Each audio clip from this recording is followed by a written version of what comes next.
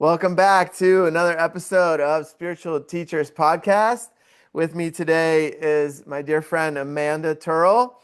Amanda is a therapist, a dancer, a writer, a thinker, and in the world of sex and relationships. Amanda, it's an honor to have you on. Welcome on. Thank you, Peter. It's so good to see you and be here. Very awesome Sunday morning. Yeah, I'm really stoked. We got some really awesome topics for you today. We're going to talk about potentially, you know how the podcast goes. We may not hit all of them, but potentially we're going to talk about polyamory and sexuality, how we love, why we love, how our limiting beliefs actually block the love we truly desire. Um, we will talk about different aspects of psychology, breaking through different limiting beliefs around Tantra and sexuality, and distortions in society around this. So, Amanda, I'm really excited to dive in. Um, would you be open to sharing kind of your story of how your awakening started, how everything started for you? Yeah. Um, yeah, have you listened to the podcast On Being with Krista Tippett? I think that's her name. No. I think you would like it a lot. She always starts her podcast with like what what was like your spirituality like as a child or like Mm. your religious upbringing or spiritual upbringing. And I think it's very cool to start with this of like what laid the foundations for your relationship with God, with world, which is our relationship with sexuality and each other, as we are going to find out and talk about today. Um, but yeah, I mean, so for me, I grew up in a conservative, politically socially conservative household in San Diego, which is a mostly conservative place. Um, but I went through an early awakening because my older sister died when I was 5, and this put me into the world of death and existentialism of the who am I? Why am I? Right? Why am I on this like line of life? And my sister is on that one. It started a relationship with the mystery and the unknown, and I from that day forward still continue to do so, have conversations with her all the time, where I am really like I will talk to her but also sit and listen, and she will talk with me. And this is how I first came to under understand that there's things that we don't need to understand or explain in this life, right? So so that was happening since I was a child. And it didn't really match the like Catholicism that I was surrounded by, the Judeo-Christianity I was surrounded by. So I was like actively rejecting a lot of ideas of God. Like I didn't even like the word God. The reality is I was in a relationship with God, but I was just like, I don't want to be um confined or restricted by these like tighter religions that just didn't match how I understood spirit, Mhm. human spirit, God spirit. And yeah, so I did the pendulum swing of the rebellion for a very long time, and this is part of how I developed the interest in sexuality. I think it was coming from a place ultimately of being very interested in the unknown, the great mystery, the divine, and absolutely seeking love, partnership, attachment, union, but also being like I am not going to do things the way other people do. And so I'm going to give myself a whole lot of permission to express what I want and explore what I want sexually. Um, and so I did that. And the last like 5 years or so, I have been finding the middle path between these things, which has been a relief, to finally like embrace concepts of God and spirituality in my life Hmm. and understand that it doesn't doesn't restrict me from all the sexual expression that I want to do and play with. Hmm. Um and working through the like religious shame I grew up with around these things, queerness and polyamory, right, that I really have chosen to embrace, and how those things actually can fit into um, my spiritual life and my relationship with God. And so, like, the awakening is still happening, right? I'm still exploring. The most recent death in my life of my brother was a massive awakening into spirituality, which, like, that's a whole other topic that we don't have to dive into, but just to understand that, like, I'm in a place of talking to and with God more than ever before and seeing God in everything and absolutely experiencing God in my sex. Um, which is a very interesting process to work with clients in, because most sex therapists who are non-religious are not bringing God into the room. Hmm. And so I'm just actively in that question with my work of how to invite um, people into a spiritual sex life without it um, having any shame or shoulds to it. Hmm. Hmm. Yeah. That's beautiful. That's really, I think it's important because, you know, for most spiritual people that I know, they had to rebel against the system and kind of go the other direction and be like, you know what, that doesn't fit. I don't fit into that box. I want to break through. There is no box, right? Mhm. I'm just gonna explore and see what spirituality is for me. And I know that, sexuality and sex in general can be a very beautiful way to get into those deeper layers and levels with creator and just experience these divine, just like miraculous experiences that I haven't been able to access in other ways. Yes. Yes, absolutely. Yeah, I talk about pendulum swings all the time in my writing, in my work with clients, of like, and we see this in micro and macro societies and cultures, right? It's happening now if you didn't know, in the US, right? The pendulum is swinging really far one way. And Hmm. but I think that we do this to find the middle path, right? This is kind of the like theory around polarities, is we have to understand the both polarities and the differences, right? We need differentiation to be able to have any sort of merging or oneness, which is a concept directly translatable to partnership of two people, um, that I would love to talk about.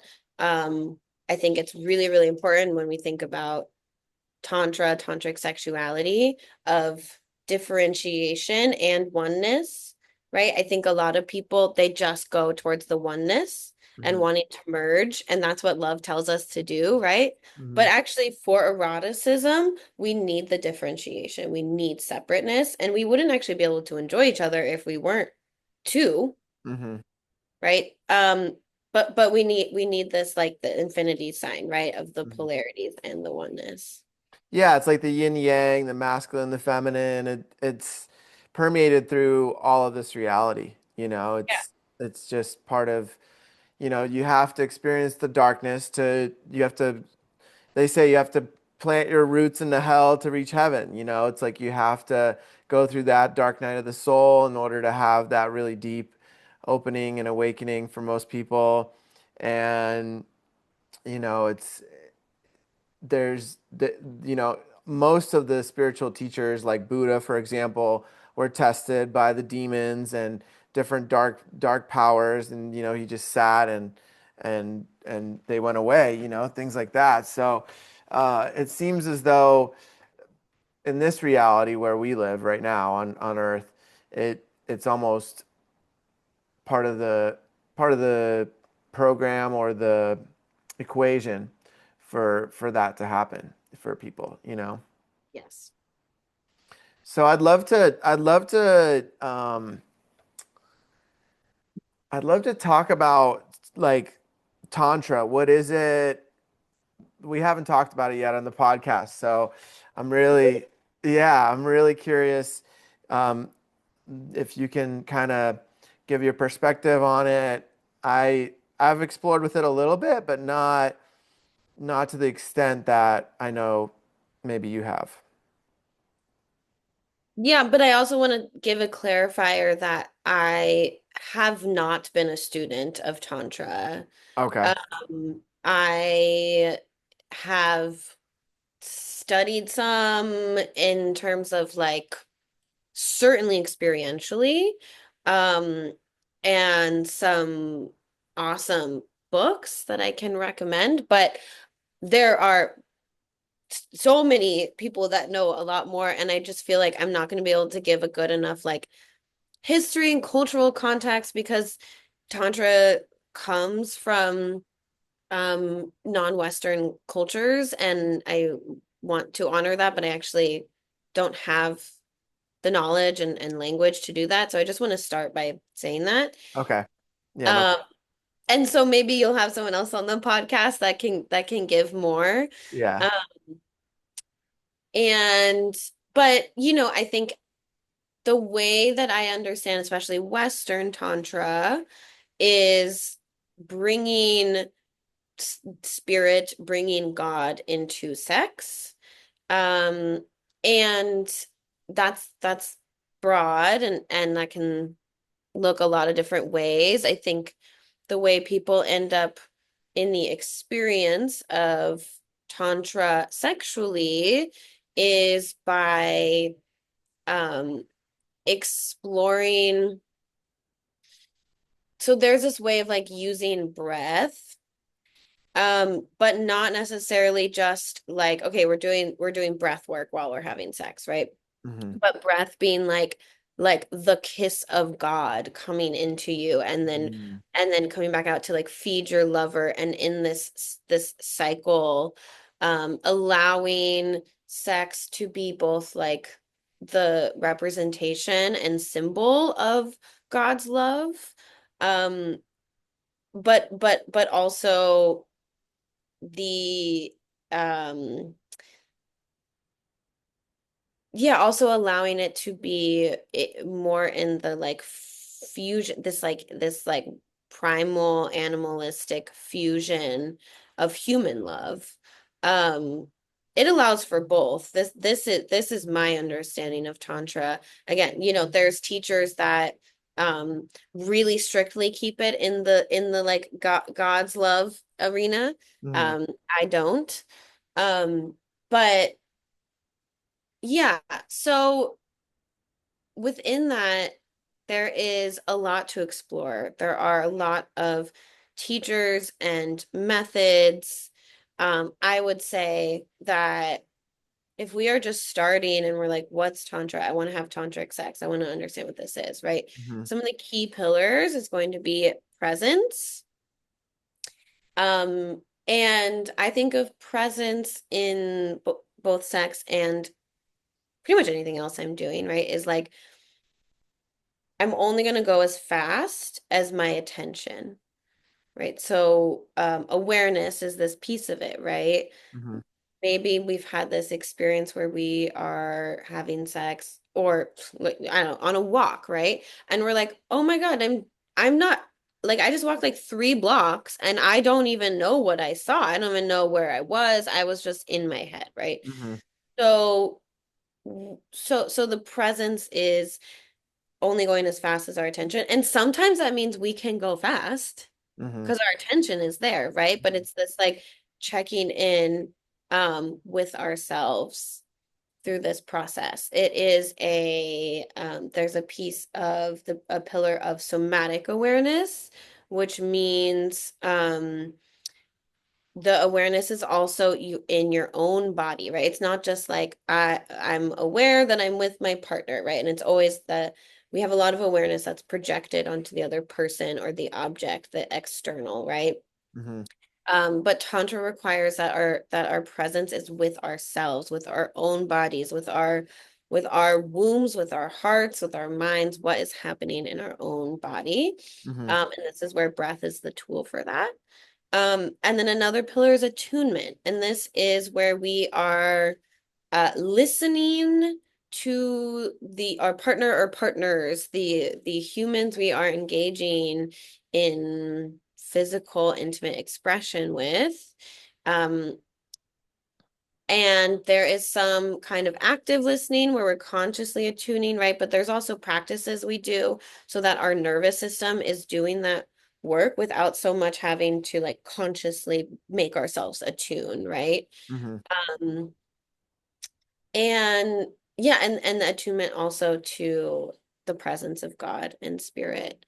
So that's like a rough go at Tantra, but Hmm. yeah, again, it's Just not tip of the iceberg, very especially introductory, right? yes, Yeah. yes, Yeah, exactly. so that's beautiful. And you know, I've done very little. Like I've explored a little bit with it, and one technique that was really powerful for me was sitting with my partner, and a lot of times she would be. This was in the past, right? So there would be this envisioning Hmm. of the energy flowing through me into her, through her womb, back into me through my phallus, and back through to her.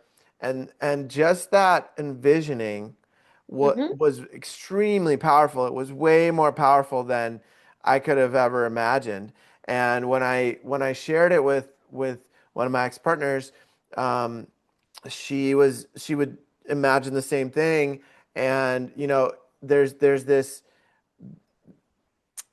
oval of energy, like a toroidal field that's happening, and then if there's interlocking of lips, then there's a full circle happening of energy through the chakras, through the energetic bodies, through the aura, and then back through the physical body. Yes. And just something so simple, that seemingly simple, right? Really shifted a lot. It really brought things to another level, for that whole experience. And it created a depth. It Yeah. started to create a depth and a connection, because it didn't feel like it was just me and her anymore, right? It started feeling like it was me, and I was part of God and she was part of God, and we were just like merging into God, is what the best way I can describe it in words. It was really interesting. And like in today's society, so much is revolved around porn, and like people learn how to have sex from watching porn and these kind of things. And there's nothing wrong necessarily with that, but porn also is lacking that connection and that depth, because these are actors, right? And so I'm curious what if you've practiced any of these kind of techniques, or if there's any techniques that you know of that you could share about that have been really profound for you. Yeah. Yeah, I just also want to speak on the porn thing because um porn addiction is something I work with clinically. Um and I would just want to pose like, why do people learn from porn? Hmm. Because we don't talk about sex as a society, Right. um, which is mostly because of religious influence Hmm. that says that somehow sex is shameful, that sexual desire is shameful, right? And so much is repressed and locked up. And so yeah, then people turn to porn to learn how to have sex, to see something, to understand, right? So um I just wanted to name that as like it's a symptom of a sick society, and I feel energy to change this aspect of society, and lots of other people in the realm of sex education and sex therapy feel this, and so that's really cool. Um, and Well, while we're on that topic, what do you think would be some societal solutions to shift us into a more healthy relationship? Or I know there's like, sex education in school and things like that, but that I don't think that that really did much for me at least. Yeah, no, I mean, there needs to be a complete revamping of sex ed, and it needs to start um when children are very young. Children start exploring their sexuality, not understanding it's their sexuality, right? But they start realizing certain things feel good very young. Mhm. And in a lot of families, shame starts very young too. So there needs to be sex ed around parents, or for parents, right? Um, One thing I feel very passionate about is working with couples who have young children or are going to have children, and helping them in their sex and intimacy, because and other arenas, right? All of that ends up getting projected onto the child, right? They feel sexual shame, and that's why they project it onto the child. Um, so yeah, um, there needs to be like public school resources for children and adolescents. And once children are, or once adolescents are in puberty, they are thinking about sex, they are starting to have sex, and we are not giving them education that is around Tantra, pleasure, BDSM, things that are available to adults who are seeking that out, right? Like, why is it that like teenagers that we know are having sex are only getting information around like how to not get pregnant and some basic stuff on consent, right? Mhm. We are not giving them the permission of like, hey, God has made you with desire. So, what are you going to do with that? How do you understand your relationship to your own pleasure? The reality is that sex is a gift, right? It's a necessary for us to keep going as a species, and it's a gift. And when we do it well, meaning like it's well integrated, we're able to ask for what we want in safe relationships and get what we want and need. It it creates really emotionally, mentally, physically healthy people and societies. Mhm. And so that just needs to start very young, and that's going to take like people fighting for it. And part of the shift is to for people to know that it's worth fighting for. You know, there's a lot of things that we need to change in the world, and there's a lot of things to fight for. And sex is a thing that gets just like thrown on the back burner. I see this in couples all the time I work with, right? They come in wanting to talk about all these other issues, and then once I start inquiring about their sex life, there is so much going on. Mhm. Um, there's so much in the psychological shadow going on. Big time. They're like, well, we can just go into couples therapy. We just don't need to talk about it. It's okay that we're not having sex. Mhm.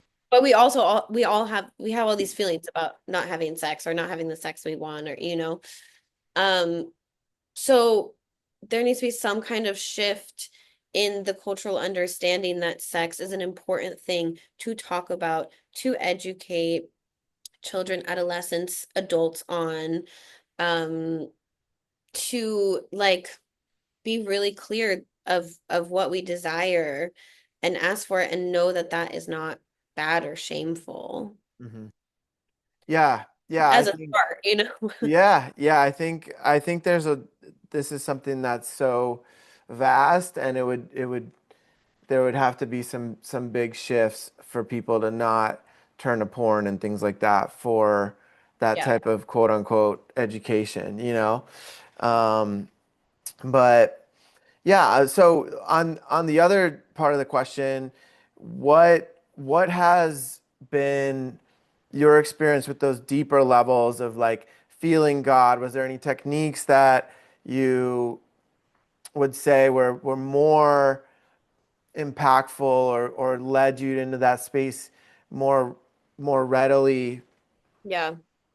I mean, the biggest key for me is like safe, secure, um, yeah, emotionally intimate and um really strong mutual attraction in the relationship. This Like is really, physical and energetic attraction. yes, yes, Hmm. where it's just like I want you so much so my body's going to fully open Hmm. to this. I did a lot of exploring sexual techniques and skills with people I was like not fully attracted to, but I didn't quite understand that until I did finally feel like full attraction. Hmm. So, I got some practice, but it's very different when it's like the body, the whole system on a level that I can't even put words to feels this attraction, right? There is like a full openness to allow in spirit, God, love, the other person's system into me, right? Hmm. Um, so that's baseline, and so this is where like Well, I have a question about that real quick. sure. So, you mentioned security, right? Feeling secure and safe, and that full attraction, right? So, I've been in situations in the past where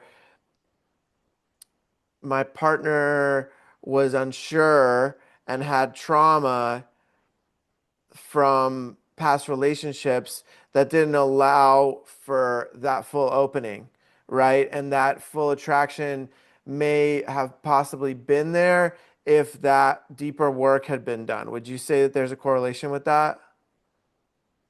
I mean, trauma affects everything. Sexual trauma is a really, really awful, painful trauma. And yeah, and it takes time. I mean, all trauma of any kind affects our ability to be fully intimate, whether that's physically, emotionally, both. Because trauma essentially says it's not safe to be in connection with other humans. Right. Um, and so like the short answer is yes, right? But I'm a huge proponent of relational healing, especially for sexual relational trauma. It's like understanding that we don't actually break through the the trauma-based belief that it's not safe to be connected, it's not safe to open our hearts unless we do it while we're afraid of doing it, right? Like Hmm. I see this all the time with my clients. It's like, okay, well, I'm just going to work on my fear first here in therapy, and then I'll go do the thing that I'm afraid of, and I'll just be clear. I'll just go do it clear, right? And I tell them all the time, actually, the work is going to be you're going to do it while you still feel the fear, Right. and then you're going to it somatically, experientially learn that it's safe to do these things you're afraid of. And I only know this because this has been my own journey. I have intense childhood trauma, like really big attachment wounds. And vulnerability has been hard for me in my life. Hmm. I really swung towards like performative sexuality um and perform What does that mean, performative sexuality? it's like I know what my sexual partner or potential sexual partner wants. I can read them. I am a stereotypically attractive white female. I know how to like work what I got and give them what they really want and desire. And then get, my ego fed from that. Hmm. Um, and I got like a false sense of security, right? Because I got a sense of security of like, okay, great, they want me, they're attached to me, I'm not alone, but I didn't get a sense of security that like who I authentically am is safe, right? It was, Internally, right? Like inside yeah, yourself, right? right. That's Right. huge. I think that's super huge. I think for a lot of people in this world that's a major thing, that people don't feel safe inside themselves, right? And then that Yeah. that gets projected into so many different aspects of their life, right? Like fear starts to run the show. Yeah. I mean, yes, fear run pretty much runs the show for most people. Yeah. The goal is not that we get rid of fear.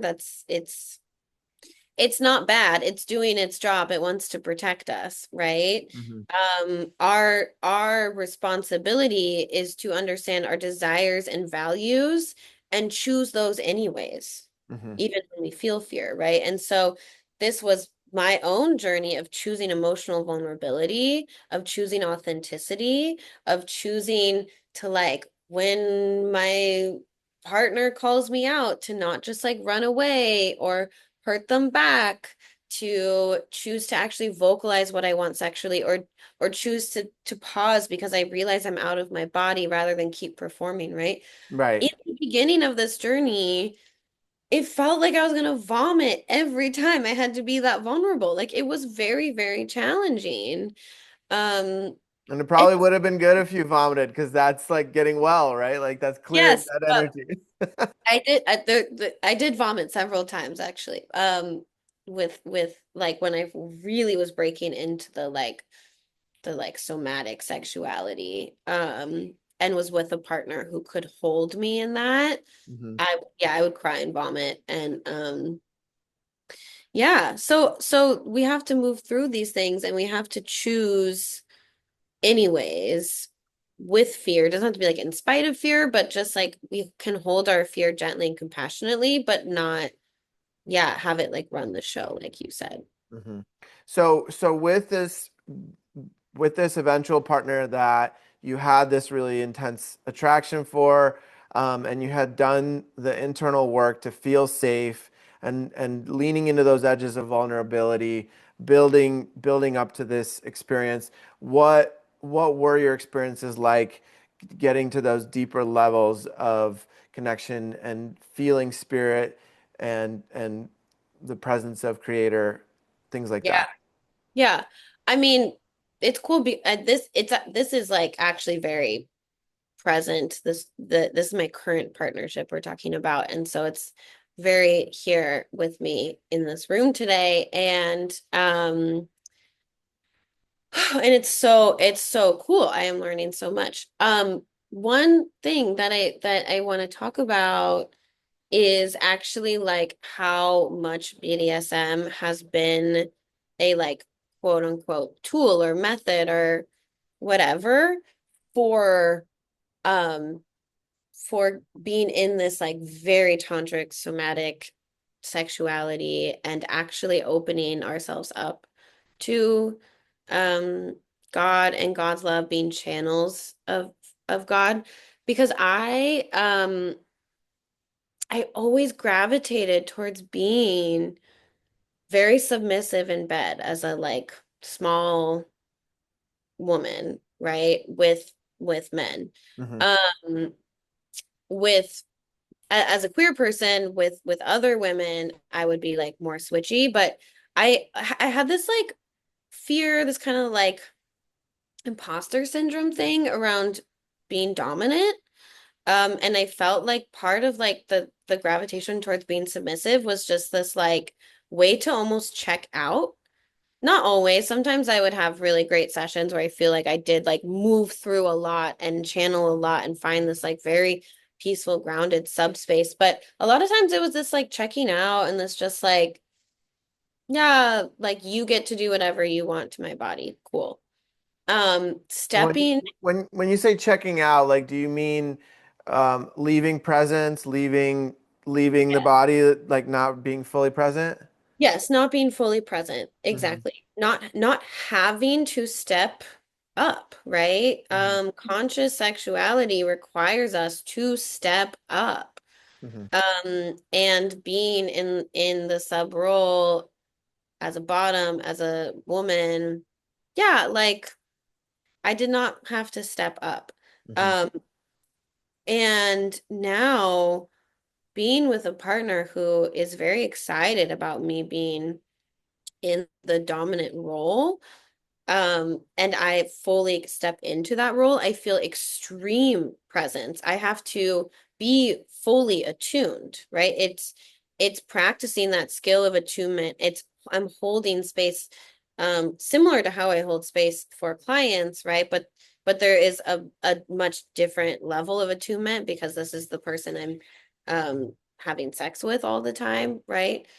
But attuning to like his that like sexual energy that's cycling through him. I feel like I can like see it Mm-hmm. uh when I'm in that role and attuning to his like emotional level of like when to hold him and then when to come back out and when to like go harder or softer, what to say.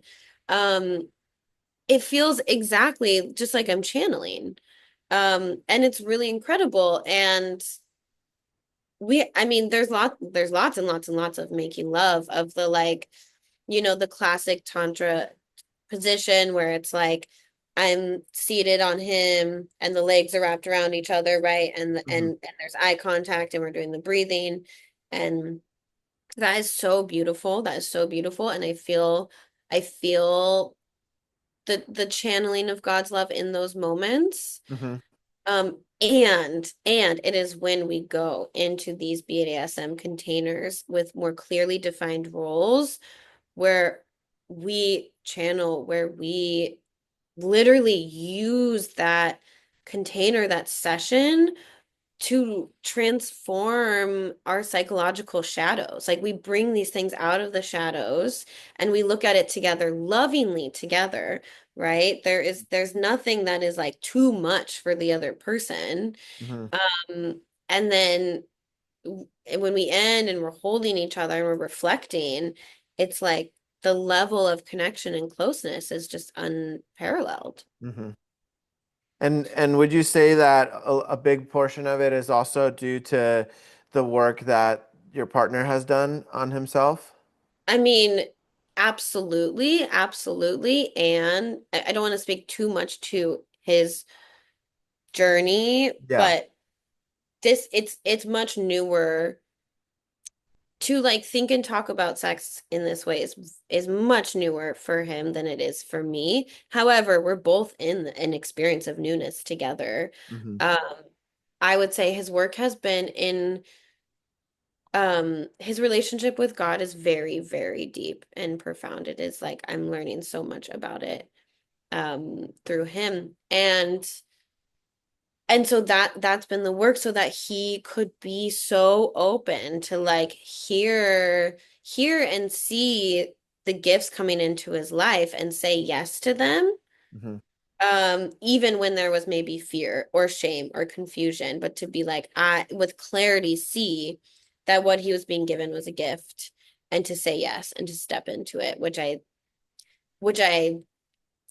yeah, I don't see a lot of people doing. And I think this is where our limiting beliefs get in the way of the love that we want, right? Because because God could be saying, "Look, here's this love. This is the love of your life. This is what you've been asking for," right? And they can be in the form of a person or a place or a, job, whatever. And then we can just be like, "Oh, but I'm not worthy." Mm-hmm. Right? And Self-sabotage. right. Or this like classic one going around of just like, oh no, it's too fast. It's too I need to be alone more.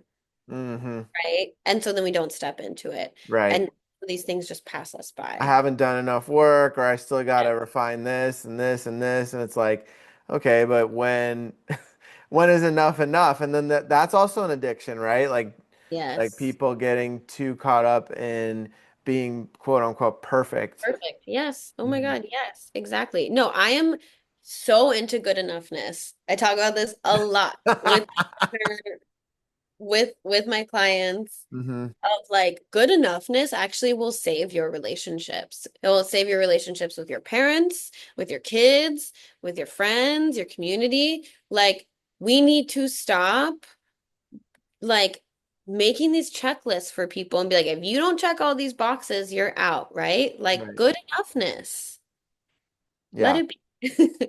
Yeah, and well, it's all a reflection of self, right? Like if the person still doesn't feel good enough, they're going Mm, to reflect that onto their partner or onto the onto the date or whatever is happening, right? And being like, okay, well, that's not good enough. And I've been there, you know, I've been there, and while I was doing I wasn't always aware of it. But now, with the level of awareness that I have, I am able to see those moments of self-sabotage. And I have a partner who's able to call me out on it as soon as it clicks in, you know, where it's Right. like, oh, you're doing it right there. You're starting to self-sabotage. And I'm like, damn it, you're right, you know? Yeah. Yeah, exactly. Exactly. And the good enoughness says like, and I freaking love you anyway. Right. Yeah. Yeah. It's like finding the knowing and the value in self, and like knowing I'm good enough no matter what. And if this person doesn't see it, that's okay. They don't have to.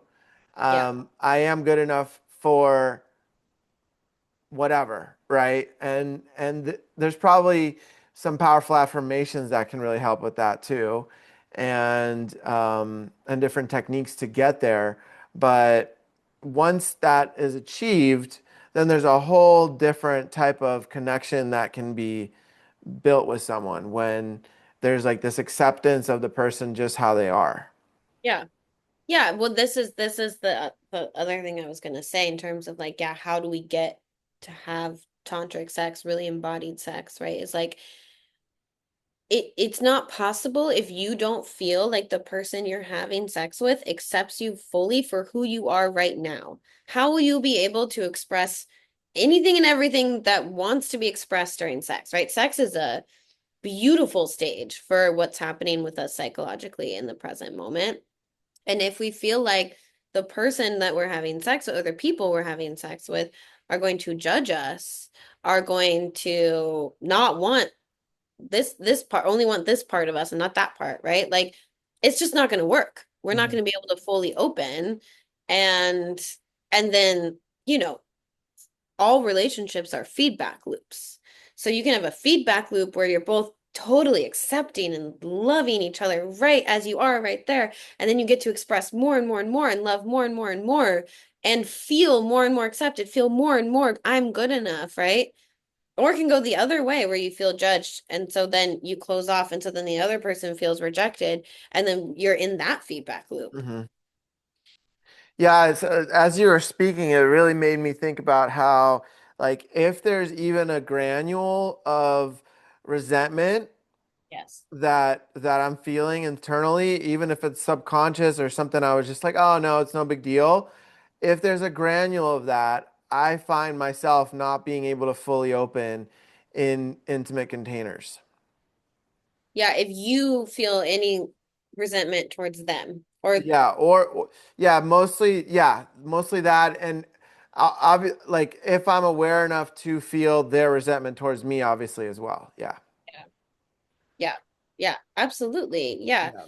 I mean, I think that's where, yeah, some people fall into a pretty deep trap, like psychosexual trap, where actually they start playing out their resentments sexually. This is one arena where if BDSM isn't done consciously, it can be pretty detrimental, right? And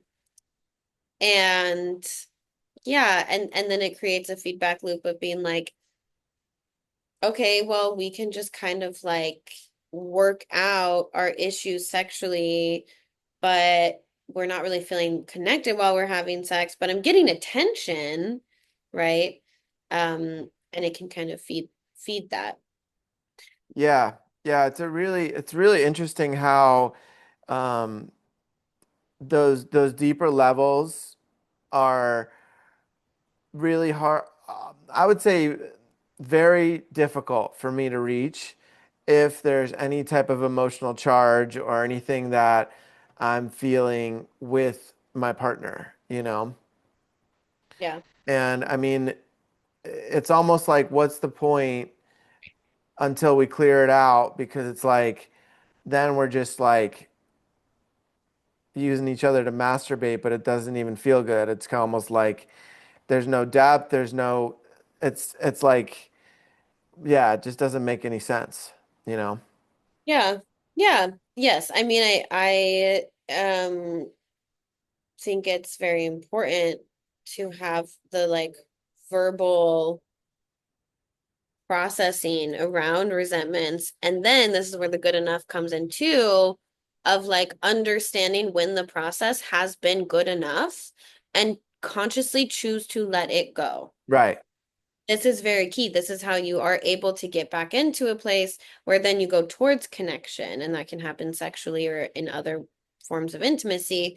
But one place that I think a lot of like spiritual couples that I've seen get caught up in too is just this endless processing Right. um, that needs to happen around their personal psychologies, their relationship dynamic back and forth. And truly I can't stress this enough. There needs to be a point where we say, we did good enough in this process and we're gonna let it go now Right. and move on. Yeah. Right. Right. Yeah. And that's also, it seems like that's tied into that like self-sabotage and those kind of things where it's like the family dynamics from childhood, the chaos is what was natural, what was kind of the baseline, right? In the family dynamics. And so there's a recreation of that for some people, right? Where they subconsciously recreate this chaos, and then it's like, okay, are you just trying to bring this up to me to fight and to like bring up some sort of cycle, or and like there's some part of you that's getting fed by that, or is this actually um like, are you ready to resolve this, basically, you know? Absolutely, absolutely. We can have an addiction to chaos. We can have addiction to anything. It's pretty cool. Um, and I mean, I use it as a framework a lot, not to be pathological, but just like, yo, our brains are like wired for addiction, for like seeking dopamine. Hmm. And if we got attention from chaos growing up, then yeah, we'll seek that. Like we understand um we have, misconstrued attention as love or attention as connection, which means like any attention. We can get a bunch of negative attention and we're like, cool, they love us, right? Hmm. Hmm. Um, and and I think for some couples, like fighting ends up being kind of like their only form of intimacy. And this is part of why in couples work, we have to work on sex and physical intimacy along with processing resentments and wounds and pain, right? Because if Hmm. we just do all that verbal processing, then it just sends this message that, like, okay, we connect by having conflict. Conflict is one way we can connect conflict and repair, right? Hmm. Um, but being able to connect through our bodies non-verbally doesn't have to be penetrative sex. Hmm. But being able to feel this level of attunement, we can melt into each other, we can move with each other, we can breathe together. That requires us to feel safe, that requires us to value that form of connection. And it's not a chaotic form of connection. Um, I think words end up being much more chaotic, right? And so, again, this just goes back to we have to understand what we desire and value if we're going to break our patterns. Um, it's not enough to just say, I don't want to do that anymore. Hmm. It's like, yeah, for sure. But like, why? And what do you want to do? And what Hmm. do you want your partnership to look like, right? I ask a lot of clients, how do you define love and how do you define partnership and why do it? Right. Why do you even want to do it? Why love this person? Why being partner? Why seek out partnership? And um a lot of clients come in and they cannot answer those questions. Mm.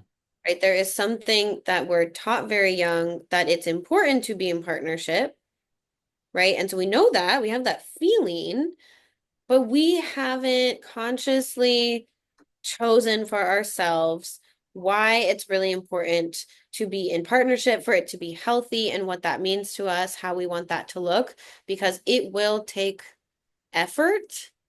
But effort is another word for love. So that's okay, but we need to understand what the effort is and why we're doing it.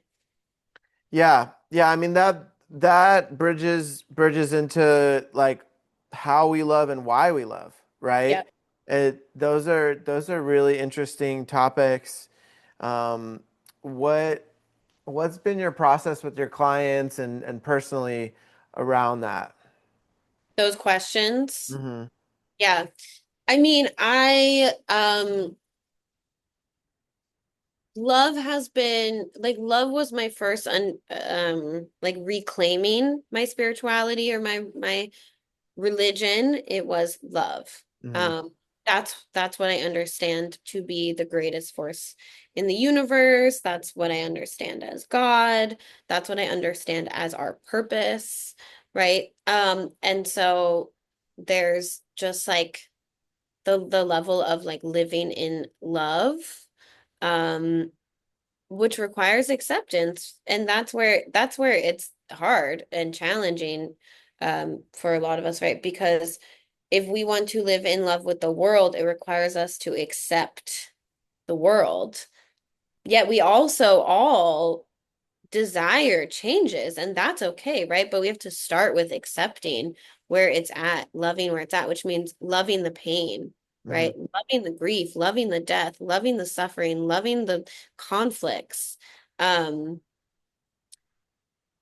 in terms of like romantic love, this is one of those like beautiful mysteries because I know the neurobiology of love, attachment, and sex. I know why we're flooded with brain chemicals in the beginning of a relationship. I know why that switches to the calmer, just like primarily oxytocin later, um, because there's certain things built into us that want to make sure human life continue.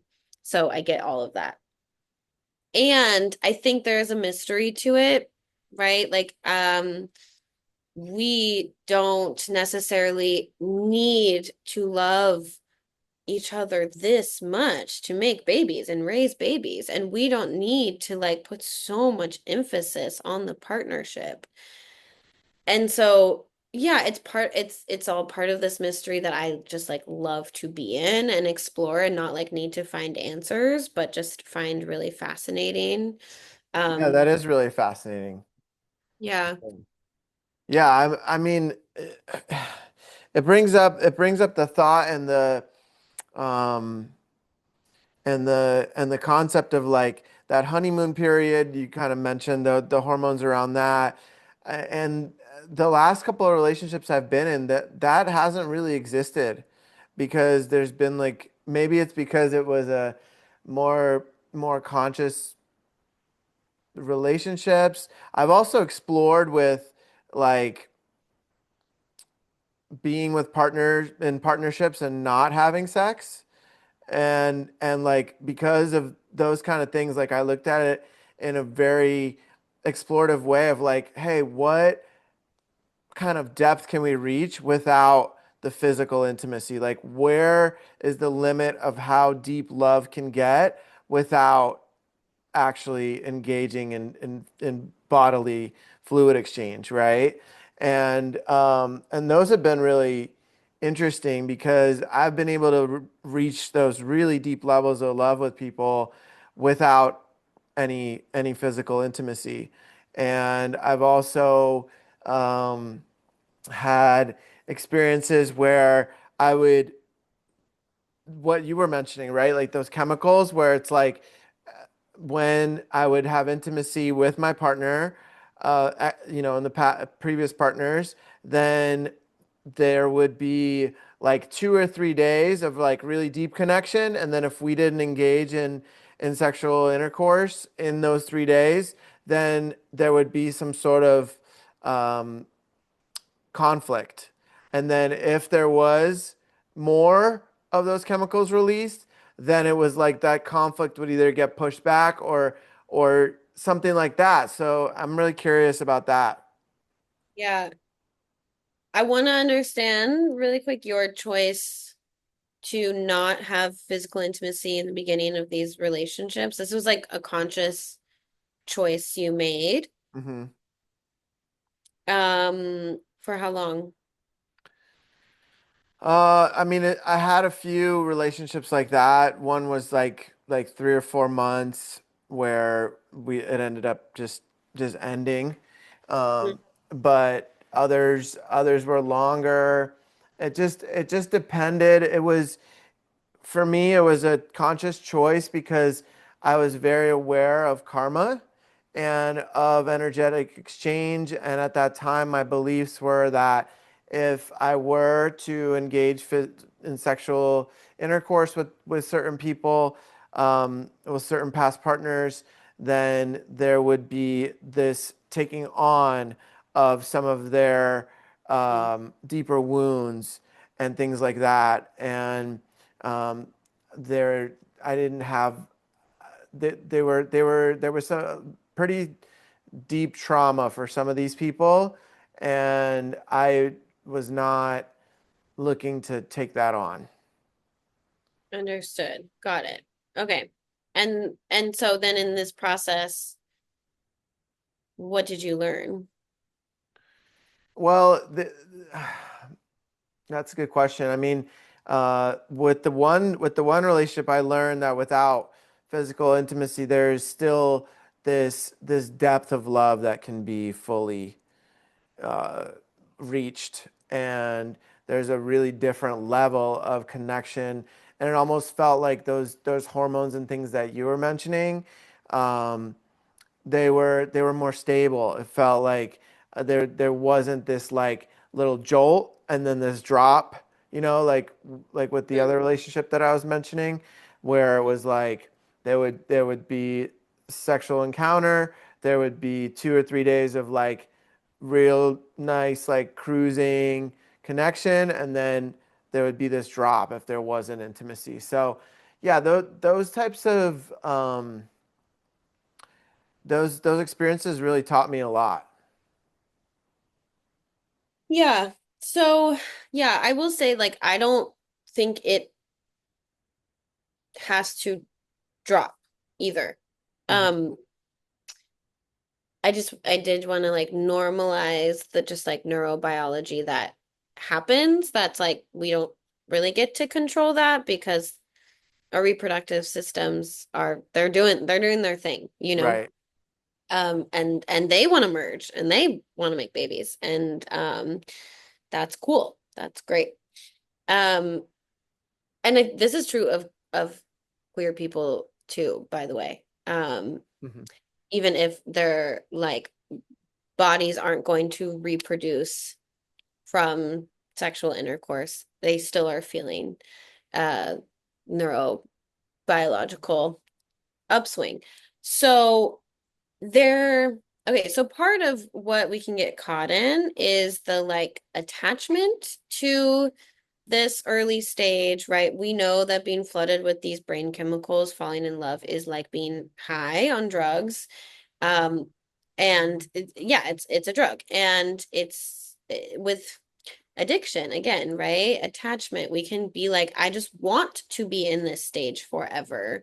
And so then when your brain chemistry naturally starts to shift, it drops if we're like, oh no, oh, I don't want that, right? Like the resistance. We don't want the relationship to change. Hmm. What I think can happen instead is like, sure, the neurobiology, the hormones might change. There might be a drop, but the experience of being in love does not have to drop Hmm. away at Hmm. all. The experience of being in love is not controlled by brain chemistry. There's some information from the brain chemistry, right? Hmm. And the way that we can keep growing in love is by completely accepting change, by not having attachment to who we as a couple were yesterday, who our partner was yesterday, who we are yesterday, right? And stepping into this is my relationship today. This Hmm. is what I'm being presented with, right? And loving it, right? This is the like being in love with the world that can guide us in our partnerships, right? Because it's like, great, there's a change. Mm-hmm. Amazing. Mm-hmm. I get to be in this change. I get to explore this change, right? Yeah. I love the high of falling in love. I love the like honeymoon stage, the new relationship energy. And I freaking love the like nesting, the like long, just like so connected nesting. Like, you are so comfortable doing everything in front of each other. And like I love talking about like monthly budgets and what color you want to paint the walls. And like I love that. I get off on that, Uh-huh.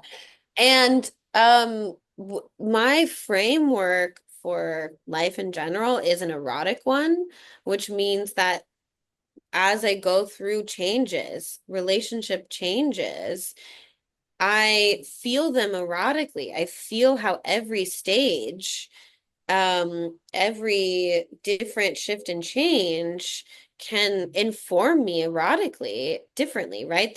Sure, there's a lot of like heightened sexual energy in the beginning of a relationship, right? And it can be kind of um sometimes can be the animalistic, the primal, or it can just be the like that like, oh, I want you so bad, right? That desire.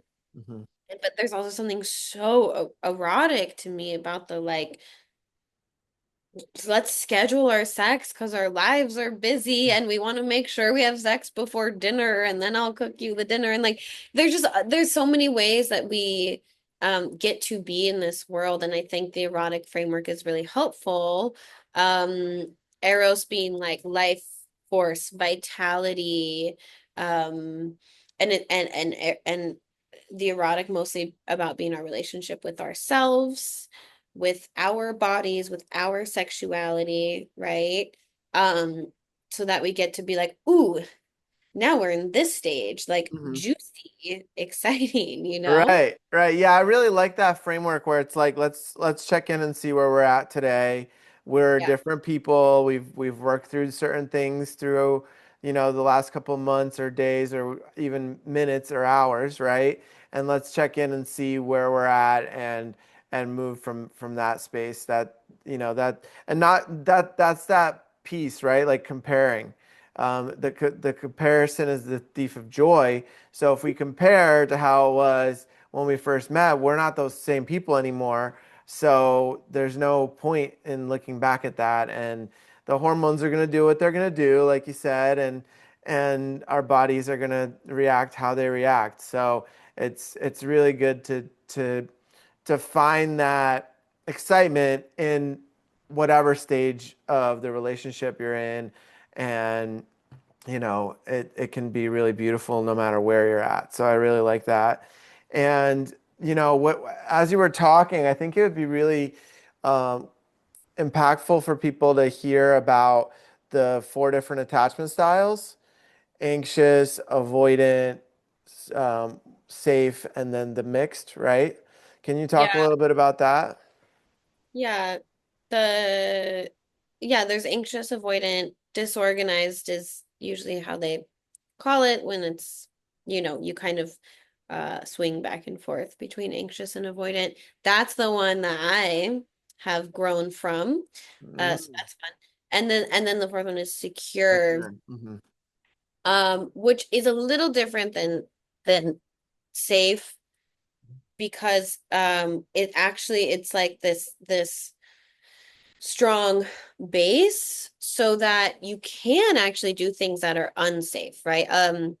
The other three attachment styles are actually overly concerned with needing to stay safe all the time, right? Hmm. Securely attached folks, individuals and partnerships, couples, um, are able to like go out into things that are less safe and new and maybe uncomfortable, and then they know they can come back and they have their like secure base, right? Hmm. Um, they can do more experimentation.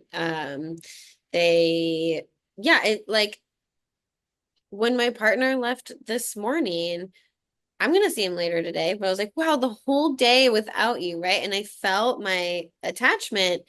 And that doesn't mean I'm like insecurely attached, right? Like part of secure attachment is that you feel um the pulls of your attachment system that are like, oh, but I feel so good when I'm with you, right? Right. Um, but just understanding, okay, I might be like uncomfortable for a few minutes when he's gone because I'm like, whoa, what do I do now? We just spent the last like 36 hours together. Okay, how do I orient? But understanding like I will be fine because I also trust myself and I trust my autonomy and I trust our relationship is going to come back together at the time that he says he will come back, right? Like there it's about that trust. So, in terms of working with attachment styles, I think this is like a a big like pop psychology moment for attachment. Um, and when I think about like our attachment systems, I think about how we are wired for connection. Um, I think about also this idea we're talking about um way earlier. I don't even know if this is while we were being recorded. Maybe it was, but the differentiation, right, and the togetherness, and how we need both, right? Secure attachment says, I am um I trust myself to be alone. I Hmm. trust you to be alone. I trust us to be emotionally intimate. I trust us to be connected. I trust that when we leave each other, we'll come back. I trust that when we're together, I can ask for space and it will be okay, right? Hmm. Hmm. Um, the other attachment styles are um we we understand more or less that like the majority of humans are born with secure attachment, like the great majority. And as they go through life, that we have attachment wounds. So it's attachment's not something you're not stuck with an attachment style at all. Like it is something that you can really actively work on. It means that you make those hard choices, right? The ones I talked about earlier. Um, I had a disorganized attachment style. Right. So there's this anxious avoidant, meaning that the anxious piece was um never wanting to be alone. Hmm. But the avoidant piece was like, I don't actually really want you to see me, right? I Hmm. don't actually want to be in emotional intimacy. Um, and so when I really started making the conscious effort to be in secure partnerships, that meant that I had to be emotionally vulnerable and I had to understand my routine was spending time alone and consciously choose that. And um not like do whatever I could to get my partner's attention again, right? So I had to check that. That was hard work. That involved doing things I was afraid of, that felt painful, that felt uncomfortable, but I understood that that was my value and my desire for partnership and that it was worth it. So that's the work with attachment, right? Most of our healing of attachment comes from relationship. It could be a romantic relationship, but this is actually what's happening in therapy between therapist and client is that it's a securely attached relationship. Hmm. And so the client gets to learn and understand what secure attachment is of like, oh, I can show up at this hour and be emotionally vulnerable and it's safe. And then I'm also going to leave and me and my therapist are going to live separate lives, but I know she's going to be back when she said she's going to be back, right? Hmm. Hmm. And be there for me. So, um, so that's how we learn secure attachment. And yeah, I guess I just think like one of my critiques of the way we're talking about attachment styles right now in the world is it feeling like boxes that people put themselves in or put other people in. That's the worst, putting other people in the boxes. Right? Yeah. Um, not understanding that it's like we are changing constantly. We might have one way of our like our attachment system showing up in a relationship and then a different relationship it shows up a different way, right? And so it's seen it more as just like Like the way we see our nervous system, where there's response to stimuli, which can change if we have trauma or, capital T or little t trauma, which can change if we're in a city or the forest or, so our attachment system is very similar, in that it's doing its work to try to protect us Hmm. being hurt, and it can change according to different stimuli, and we can make conscious effort to work on it through um, therapy, somatic work, and conscious relational work. Yeah, I was just gonna ask you, so what what are some ways that you found to be more effective for people that are in those first three, right? Not the secure one, but what have you found to be more effective for your clients or for friends or for yourself? So, yeah, most effective is knowing your why, because yeah, like especially if you have big attachment wounds, it's just going to take effort, and you need to know why you're putting in the effort to have secure attachment. Like So one thing, why are you in this relationship? Like that kind of why or like, why does it matter to you to have secure attachment? Why not just do what you've always been doing? okay. Comfortable, right? Like, why not just stay with anxious attachment? Yeah, it's really I'm more I used to be more anxious attachment style and it was brutal. It was like so bad in college, for example, that like I would literally be shaking. I would be like I would have physical responses when my partner would leave at the time, back Yeah, then. And yeah, it was really rough. right. So that that's my why Yeah, to why yeah, I really wanted to shift it. yeah. Great. I mean, yes, that, yes, just being like, I want to feel at peace with myself when my partner leaves, right? Like Right. that's great. Um, so yeah, everyone's why can be different, but we have to start with that, with understanding our why for doing this kind of work.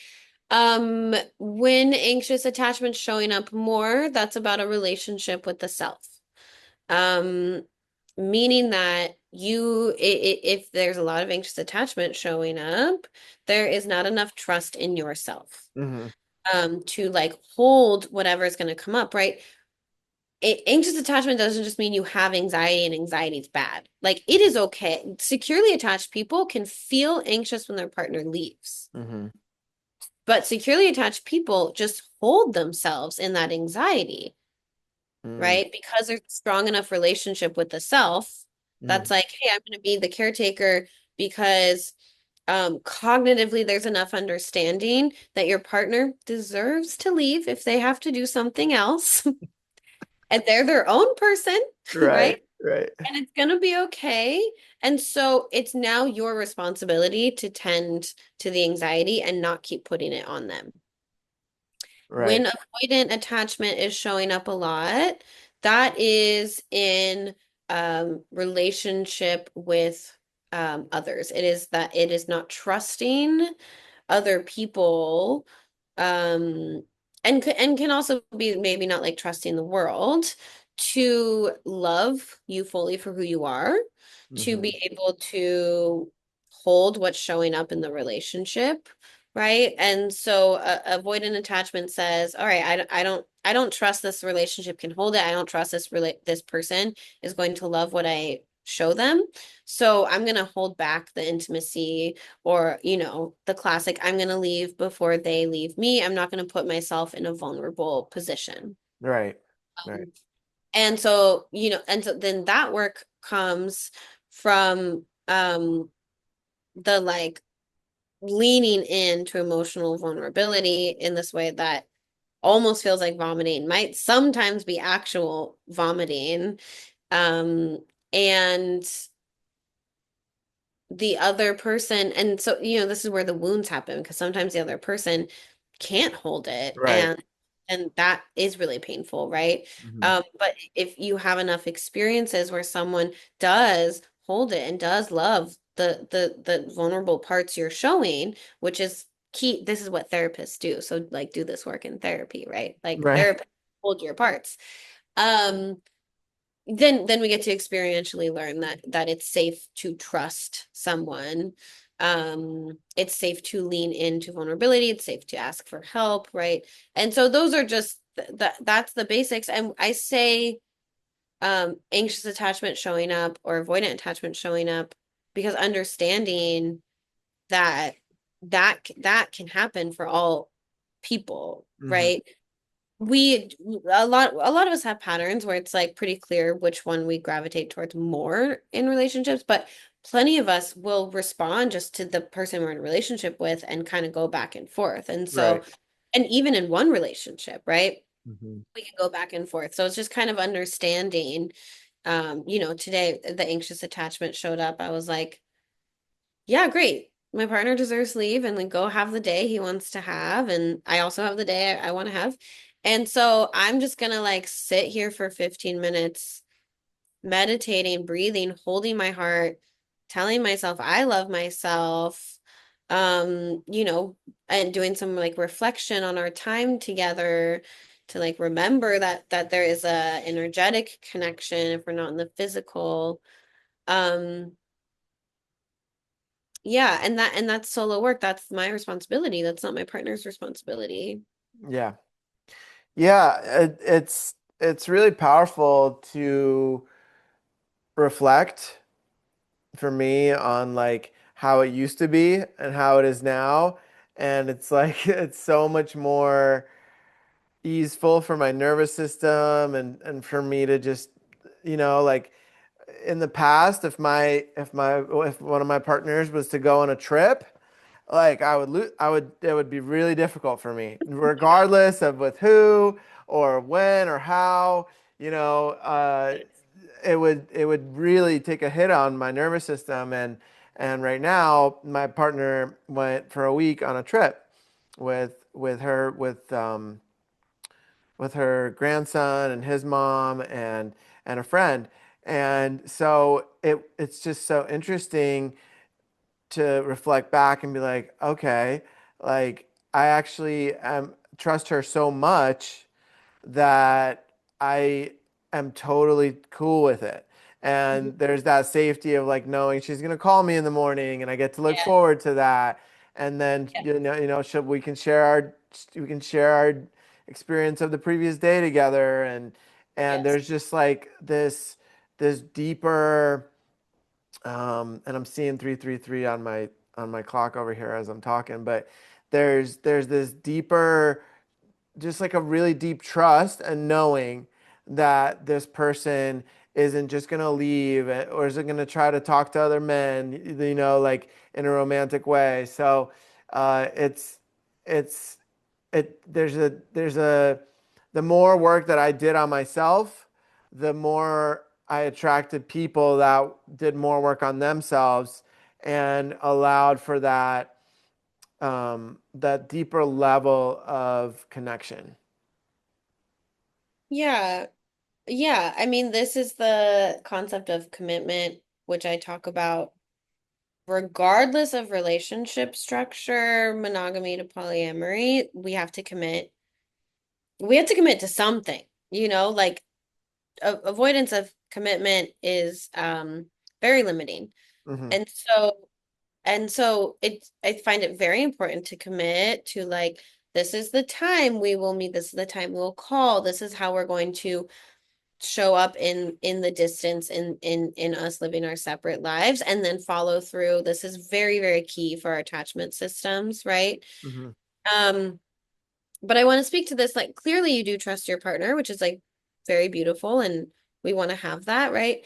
But to me, the ultimate, like how to have secure attachment is a trust in self and trust in the world, Hmm. because there's no guarantee that your partner will not leave you, Right. whether because she decides or there's there's a sudden loss of some kind, right? Like we don't have full control. And so I like to help people not slip into like, okay, well, I know it's going to be okay because she'll always love me. Hmm. Or I know it'll be okay because she'll always choose me. It's like we can feel that they're loving us now and choosing us now, and that's like that can be ecstatic joy, right? Hmm. But ultimately, how we feel secure in the relationship is by saying, no matter actually what happens, I'm grateful to Hmm. have been in this moment, in this experience, and I don't want to run away from it, and I don't want to take it back. It's really important and meaningful to me.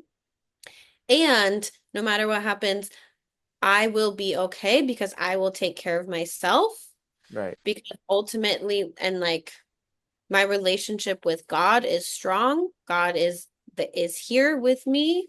Um, and I trust the world. I trust like the mystery that is unfolding, and I don't need to know what's going to happen, and I don't need to have control Hmm. to lean into this relationship. Yeah, that's a really good point. That's a really good point. For me, there was a really big correlation between learning how to hold space for others, learning how to hold space for myself. Those were very, interconnected. And then learning how to hold space for my partner and for other men in a men's container, things like that. But as the more I learned how to hold space for others, the more I was able to hold space for myself through these more challenging experiences, and the more tools came into my life that allowed me to be able to regulate my nervous system and to self-soothe and those kind of things. So yeah, that's a really important point. And that's also very present for me. And a big part of it is like I'm able to hold myself through whatever is happening through Yes. to my partner.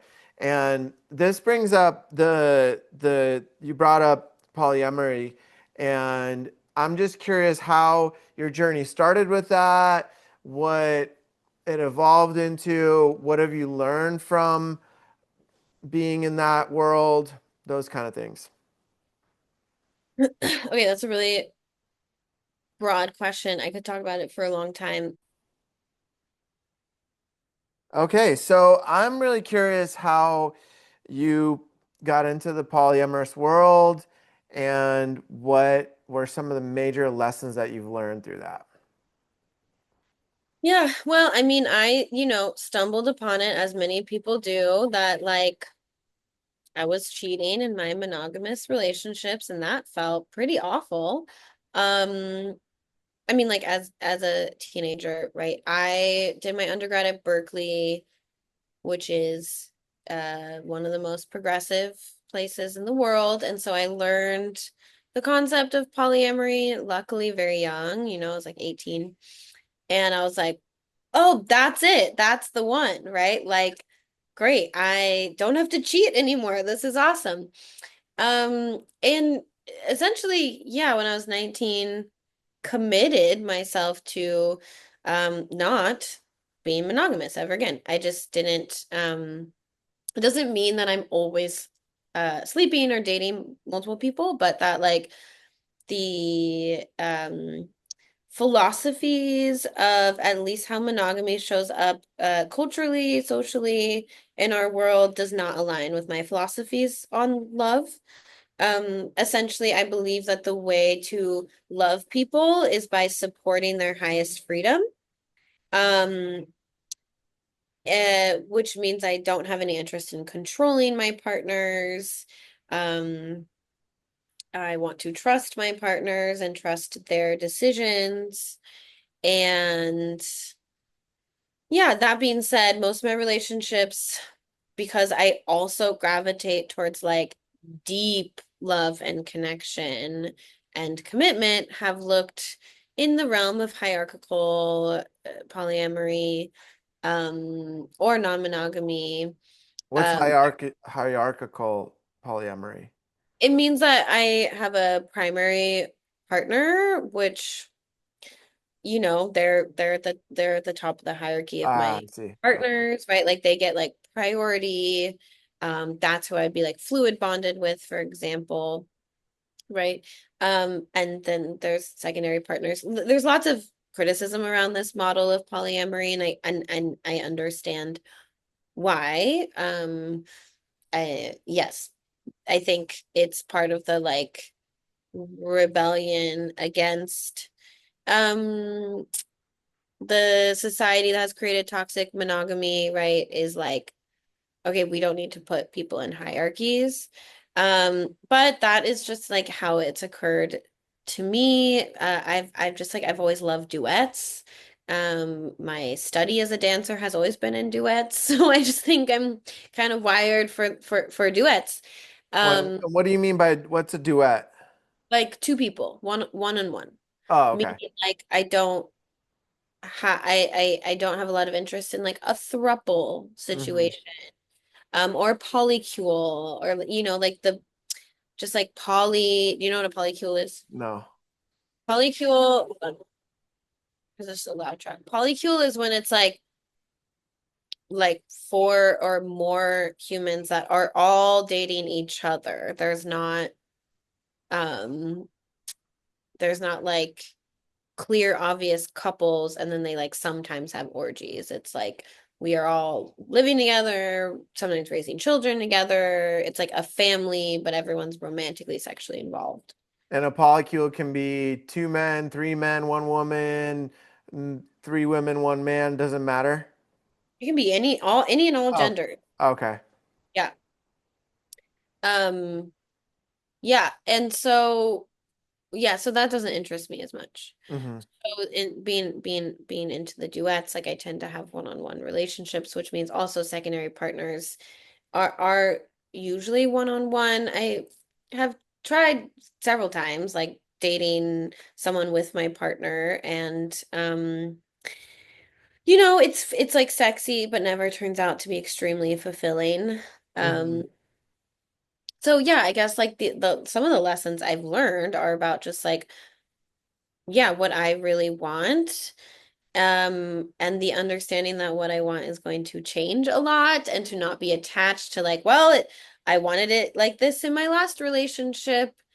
Um, so that must mean I do it in the next relationship, of just like my idea of non-monogamy is just like a queering of relationships, right? When we queer something, it means we like take the like way it's supposed to be according to society. We take the boxes, the categories, and we just put it off the table, and we say, what do we each really want, right? So I love to start relationships with each person coming in and saying, what do we really desire, right? Hmm. Like, what do we want the relationship between us to look like and feel like? What are some things that as individuals we really want to accomplish in our lives, achieve? What are our goals? What are our personal goals, our career goals, our sexual goals, right?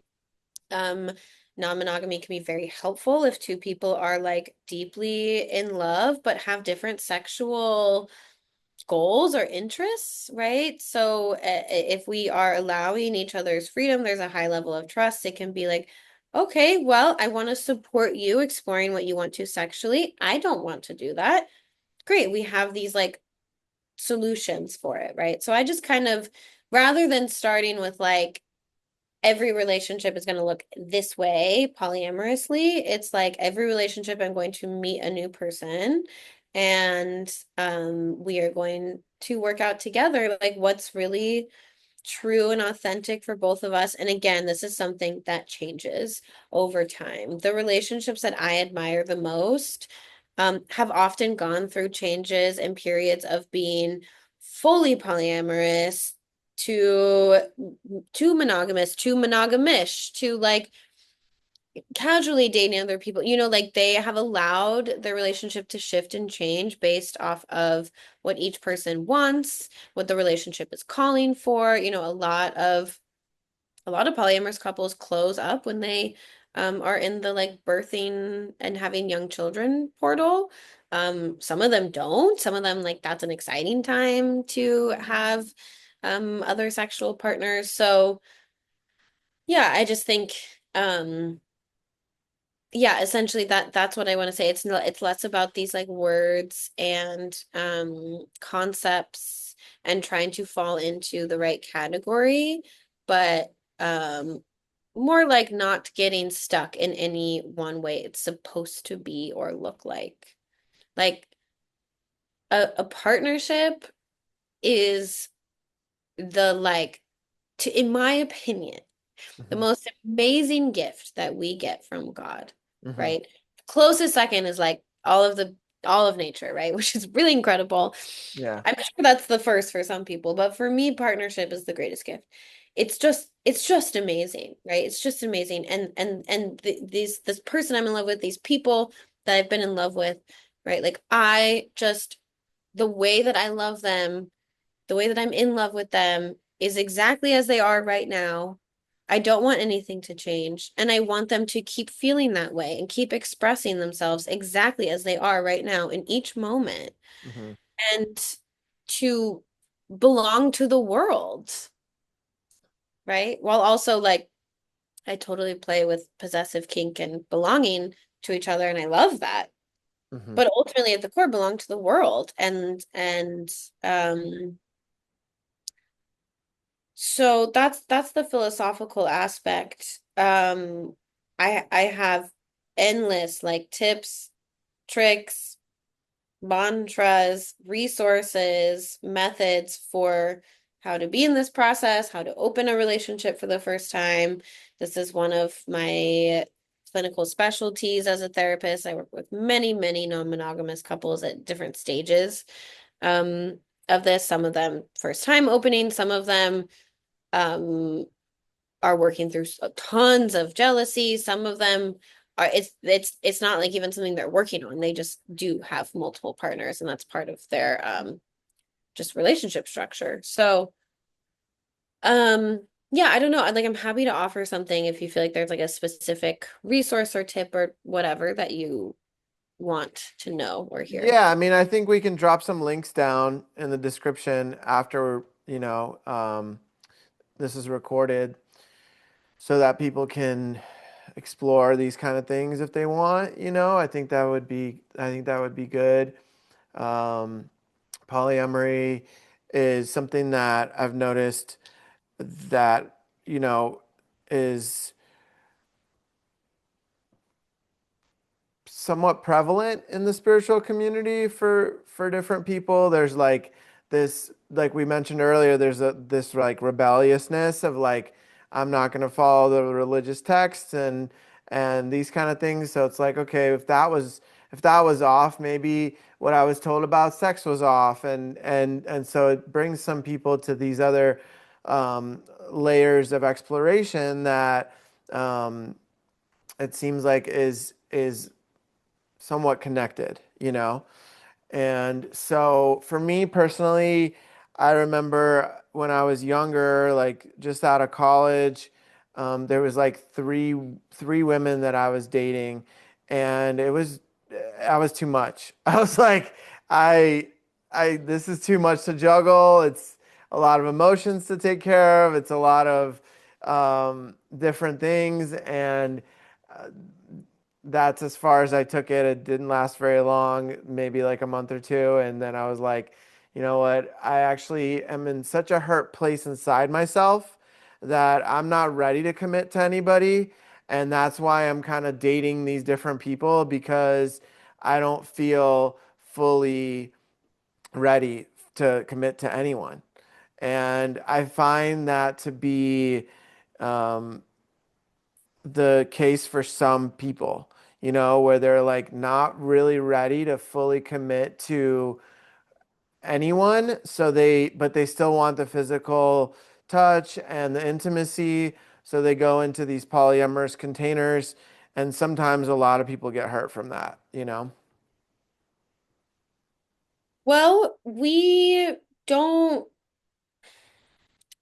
I also want to say like avoiding getting hurt is also not the point. Like Yeah, we risk getting hurt in any relationship because we're dealing with multiple human hearts for and human sure. minds. Yeah. So getting hurt that yeah, might as well just accept it's going to happen one way or another. Hmm. That being said, everything gets mitigated to some extent with communication. I think communication is only possible if we accept what we desire. Again, this is the key. This is the theme of today's conversation, right? If we Right. accept what we desire and we don't feel shame, so we don't have to project the shame, right? I can then just say, I don't desire a commitment right now.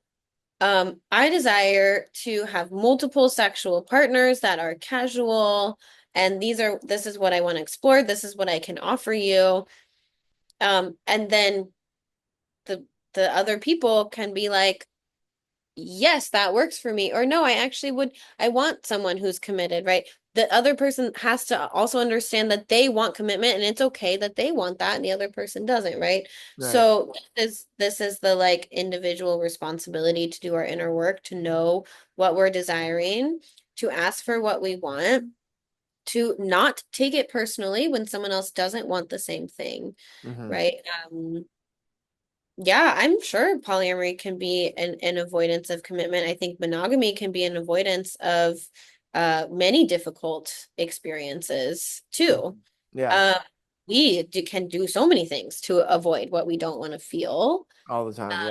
Yeah. Yeah, and I think, I mean, I just like as a general statement, do think like our generation of millennials is too individualistic, and I think part of that does show up as avoiding commitment. Right. I think there are some issues with that, right? And if someone is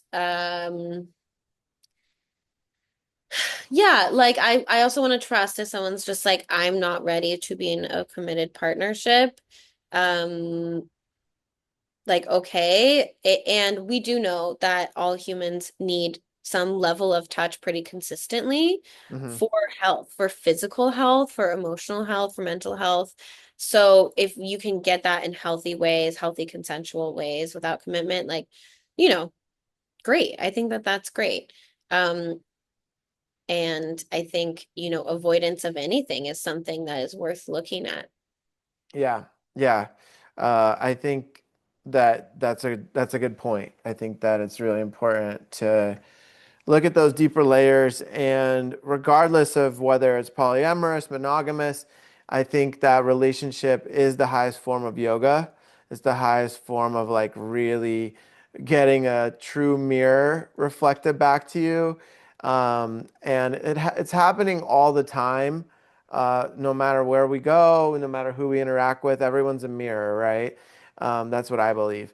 But like in a relationship, that mirror just kind of all the fog gets cleared off and you just see the individual is able to see themselves and all their stuff Yeah. way more clearly because this person, especially if both people are really authentic and not not afraid to speak their mind, like and in a loving way, right? Like they can really highlight the other person's blind spots on where they need to do some more deeper work on themselves. Yes. Yes. Yes, absolutely. Absolutely. Um Well, I'm not going to remember like the name of the book or the person. I'm going to tell you after and we can link it, but there is a cool book and teacher of Tantra who talks about exactly in that framework of like the yoga of relationships and also like the yoga of like spiritual conscious sex. Um and so yeah, I like that concept as well. Amazing. Well, Amanda, it's been such an honor to have you on today. Thank you so much for sharing your stories, your authenticity, and your teachings with us today. You're always welcome to come back on anytime, and it was really fun doing this with you today. Yeah, thank you so much, Peter. Thank you for asking me questions about my favorite subject. I love talking about it all the time. Well, this was awesome, Amanda. Until next time, thank you again. Take Okay, care. ciao.